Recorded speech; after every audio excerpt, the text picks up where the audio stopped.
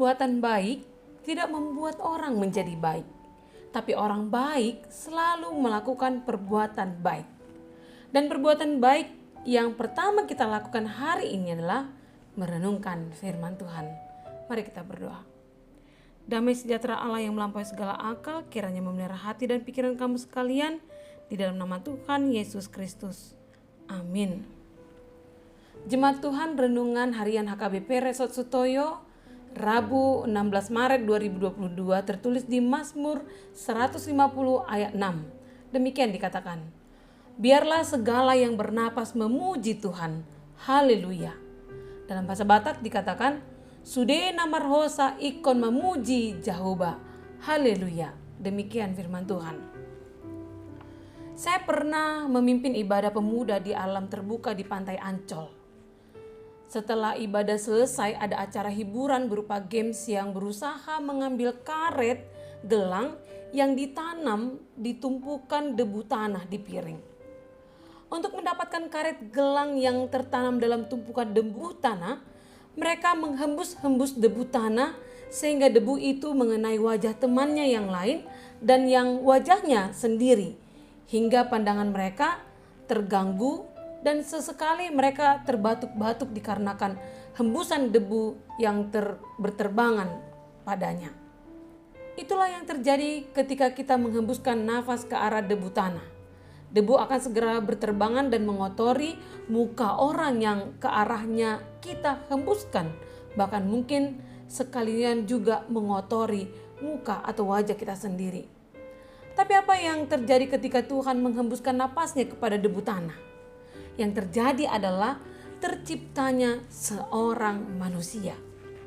Manusia yang begitu rumit, kompleks, lengkap dengan kemampuan berpikir, akal budi, memiliki perasaan, bisa menghasilkan, bisa berkembang biak, dan bahkan dijanjikan sebuah kehidupan kekal kelak di sisi Allah sendiri.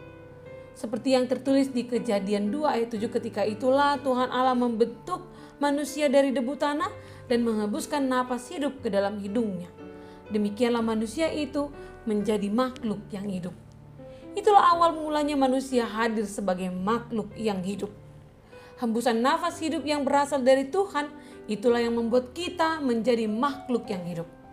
Artinya, jika kita bisa bernafas hari ini, itu berasal dari hembusan nafas Tuhan sendiri. Ketika kita menyadari bahwa nafas kita hari ini berasal dari hembusan nafas Tuhan, pernahkah kita berpikir untuk apa nafas kita sehari-hari kita pakai?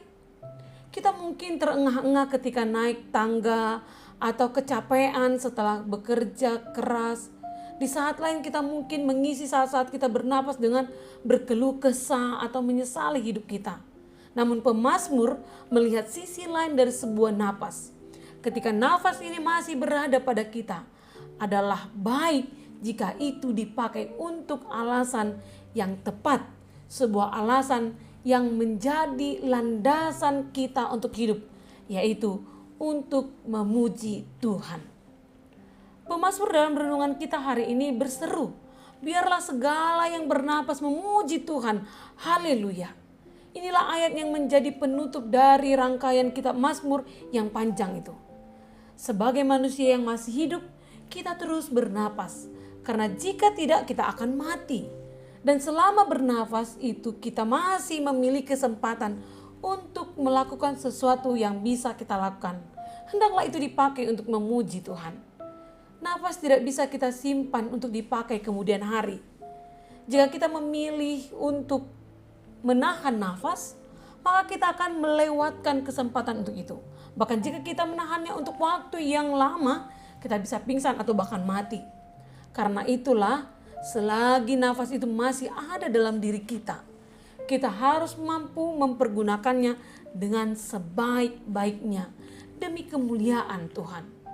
Memuji, menyembahnya, dan bersyukur atas kebaikan-kebaikan Tuhan bagi diri kita. Jangan sampai kita menyia-nyiakan nafas yang telah Dia anugerahkannya kepada kita dengan hal-hal yang menyakiti hatinya. Sebab di dalam Dia kita hidup, kita bergerak, dan kita ada. Menyadari itulah kita harus mempergunakan setiap kesempatan yang ada dalam hidup kita. selagi napas masih ada, untuk terus memuji dan memuliakan Tuhan. Meskipun kita tidak akan pernah bisa menghembuskan nafas ke dalam segenggam debu tanah untuk menghidupkan seorang manusia, tapi nafas yang kita miliki bisa dipakai untuk mengeluarkan kata-kata penghiburan bagi yang sedang susah. Kita bisa menaikkan pujian dan penyembahan dengan membantu dan mengurangi beban orang lain dengan pertolongan kita. Jika kita mempergunakan nafas yang kita miliki untuk hal-hal yang demikian, di sanalah kita bisa memuliakan Tuhan.